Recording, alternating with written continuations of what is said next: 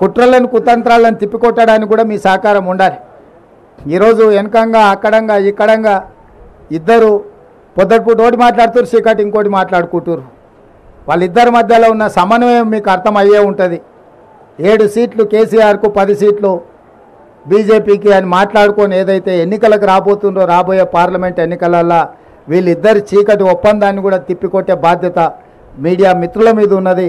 తప్పకుండా ఈ ప్రభుత్వం మీది మీ సమస్యలను కూడా పరిష్కరిస్తామని చెప్పి మీడియా మిత్రులకు తెలియజేస్తూ సెలవు తీసుకుంటున్నాను. తప్పకుండా జాతర అయిపోయిన తర్వాత డెవలప్మెంట్ కోసం మంత్రులతో ఒక కమిటీ వేసి శాశ్వతంగా ఇక్కడ ఏమేమి వసతులు కల్పించాలి, ప్రభుత్వం ఏం నిర్ణయాలు తీసుకోవాలో వాటన్నిటినీ ఆ కమిటీ సూచనల మేరకు ప్రభుత్వం నిధులు కేటాయించి అభివృద్ధి చేయడం జరుగుతుంది. డెఫినెట్గా మంత్రులతో ఒక కమిటీ ఏర్పాటు చేసి సీతక్క ఆలోచనలు, భక్తుల ఆలోచనలు, ఇంకా నిపుణుల ఆలోచనలను కూడా పరిగణలోకి తీసుకొని గిరిజన సంఘాలు, ఆదివాసీ సంఘాలు కూడా ఉన్నాయి. వాళ్ళకు కొన్ని ఇక్కడ ఏది పడితే అది అభివృద్ధి చేయడానికి వాళ్ళ సాంప్రదాయం ప్రకారమే మనం ఇక్కడ అభివృద్ధి కార్యక్రమాలు చేపట్టాలి. వాళ్ళ సాంప్రదాయానికి భంగం కలిగే విధంగా మనం అభివృద్ధి చేయడానికి వీల్లేదు. ఆ సాంప్రదాయాలను దృష్టిలో పెట్టుకొని తప్పకుండా వాళ్ళకు కావలసినట్టుగా శాశ్వతమైన అభివృద్ధిని చేసే బాధ్యత మా ప్రభుత్వం తీసుకుంటుంది. అంటే ఒకటి ఇక్కడ మీరు అర్థం చేసుకోవాల్సింది, మనం చూసి ఒక అంచనాకు వచ్చినాం, కానీ నిపుణుల నివేదిక లేకుండా మనము నిర్ణయాలు తీసుకోలేము. అందుకే స్పష్టంగా రాష్ట్ర ప్రభుత్వము నేషనల్ డ్యామ్ సేఫ్టీ అథారిటీకి మేము లెటర్ రాసినాం. అన్ని డ్యామ్లను మీరు పరిశీలించి నివేదిక ఇవ్వండి. ఇవి రిపేర్ చేయొచ్చా, రిస్టోర్ చేయొచ్చా, లేకపోతే శాశ్వతంగా వాటిని తీసేసి కొత్తవి కట్టాలనా, కొత్తవి కట్టాలంటే ఏ సాంకేతిక నిపుణులతో కట్టాలి, వీటన్నిటి మీద కూడా నివేదికలు కోరినాము.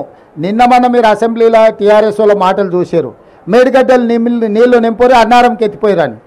అసలు హరీష్ రావు దూలం లెక్క పెరిగింది కానీ దూడకున్న బుద్ధి కూడా లేదు.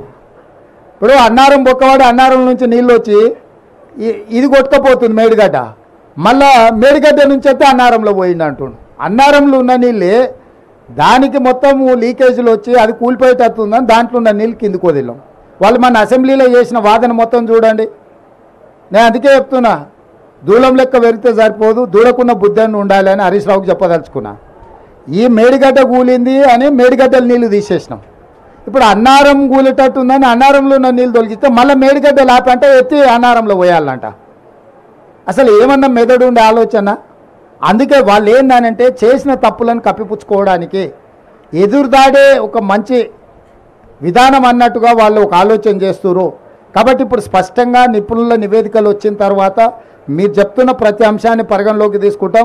ఏదేమైనా మహారాష్ట్ర ప్రభుత్వాన్ని ఒప్పించి తుమ్మిడిహెట్టి దగ్గర పాత ఒరిజినల్గా ఏదైతే డిజైన్ చేసినామో ఆ రోజు అక్కడ అది నిర్మించడం ద్వారా గ్రావిటీ ద్వారా ఎన్ని ఎకరాలకు నీళ్ళు ఇవ్వగలుగుతాం, వాటిని కూడా మా సాగునీటి నిపుణులు ఈరోజు అంచనాలు వేస్తున్నారు.